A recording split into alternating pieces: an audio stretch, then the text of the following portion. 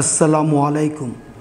ভালো মানুষ হওয়ার প্রয়োজনে সকলের সামাজিক হওয়া এবং সকলের সাথে সুন্দর সম্পর্ক প্রতিষ্ঠা করা ও বজায় রাখা অত্যন্ত জরুরি। এ প্রসঙ্গে হযরত মুহাম্মদ সাল্লাল্লাহু আলাইহি ওয়াসাল্লাম বলেছেন, যে কামনা করে যে তার রিজিক ও হায়াত দীর্ঘায়িত হোক, সে যেন আত্মীয়তার সম্পর্ক সব সময় রক্ষা করে। এজন্য আমাদের আত্মীয় স্বজন, পাড়া প্রতিবেশী, সহকর্মী ও সহপাঠীদের বাসায় বেড়াতে যাওয়া এবং কেউ বেড়াতে আসলে খুশি হওয়া খুবই জরুরি।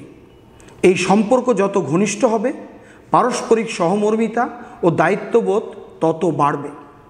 এর দরুন মানুষের উপর অর্পিত যে কোনো দায়িত্ব সঠিকভাবে পালন করতে পারবে এবং অন্যের প্রতি সহমর্মী হয়ে অন্যকে যে কোনো কষ্ট থেকে রক্ষা করতে পারবে। এক্ষেত্রে বড়দের সম্মান ও ছোটদের স্নেহ করার অভ্যাস গড়ে তুলতে হবে।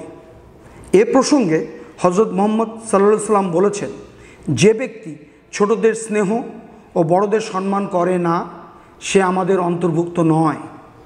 তাই চলুন আমরা সামাজিক হই, সকলের সাথে সুসম্পর্ক বজায় রেখে নিজেকে ভালো মানুষ হিসেবে গড়ে তুলি।